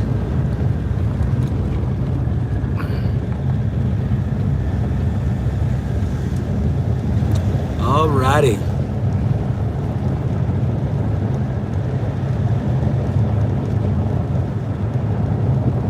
Say Murao. Murao? I don't know. Murao?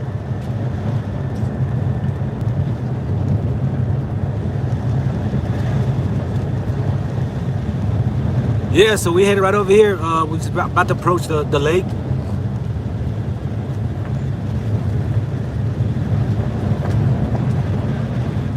Yeah, we got our picnic basket. That's what somebody said. You got a picnic basket? Somebody, hey, if anybody know that history of the picnic was pick a nigga, from what the story is told, when they used to hang us on the tree, and they would, that's what they would say, let's go pick it. Heard it several times. I never did any research on it, so, but I've heard that story several times, where picnic comes from.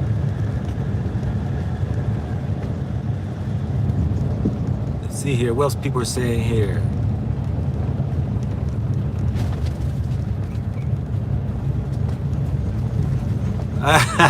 Somebody said that's the problem. They said you're hangry. old Colin's hangry. That's what it is.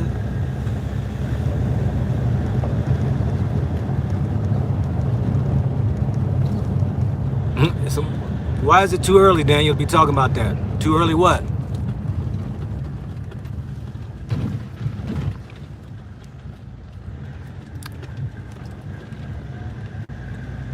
Yeah, I've seen goats out here. Now we going away from the lake or what?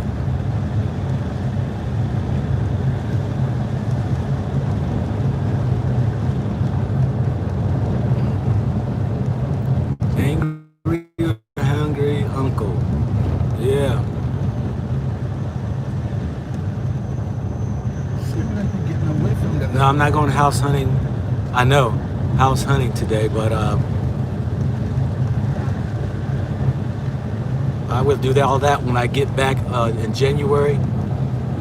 I did go yesterday, look at some places to stay, but I could not film. I have to call this guy up. I'm supposed to have a meeting at 1, and I know I'm not going to make it. I'm supposed to meet a brother out at the university, Rwanda University, that he said that there are. Where is he going?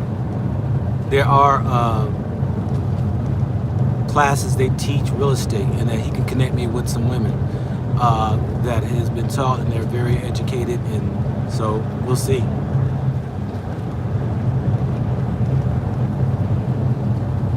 I know it's been a long ride, and we're getting away from the lake, but you know what? We gonna follow brother though. We got a full tank of gas. Yeah, We enjoying the once day. we make a left here, we come back to it. And so, yeah, we might go on the other side. Yeah, we coming back to it. All right, y'all see some of the cows. Got the cows right here on the side of the road. Don't want a little farmer. Beautiful. Your signal lights on. Oh.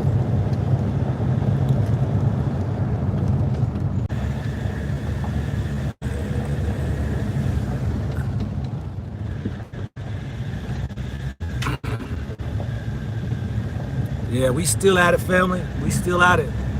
Hope y'all enjoying this. Oh yeah, thank you for those who had donated for the cause. Appreciate it. I definitely can't forget you all. Those who's donating your time and watching, and those who share with a thumbs up, share with another person that's of African descent, so they can watch the channel to get education on Africa. You know, I am still amazed at the ignorance of our people who believe that. I keep hearing that Africa, you know, running in with still running naked, or Ebola, starving, lions and tigers. You know, that this is just the ignorance of a people, that where we have free access, or maybe a small payment of access to the internet, that people don't even do the research. Easy to look up. They got cars there in Africa? Do they got buildings there in Africa? I cannot believe the responses that I hear. So, but it's ignorance though. When you don't have of interest, you don't research it anyway. You know, we don't have that interest, so I understand. So, yeah, we just chilling and cruising.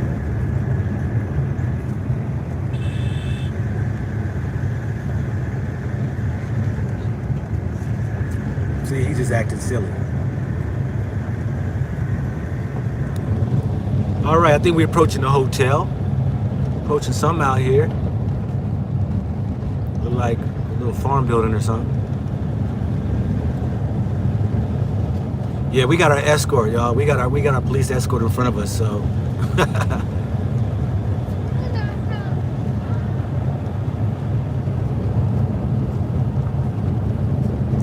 You're kidding me, huh?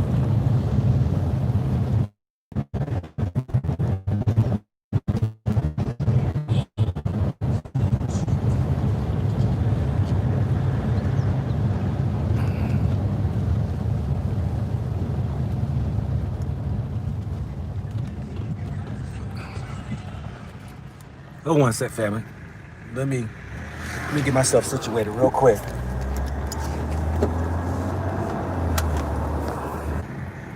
Let me see something. And we're gonna hope y'all enjoy this. We're gonna figure this out. Stay tuned. Might be right back though. All right. Kingfisher Hotel. All righty.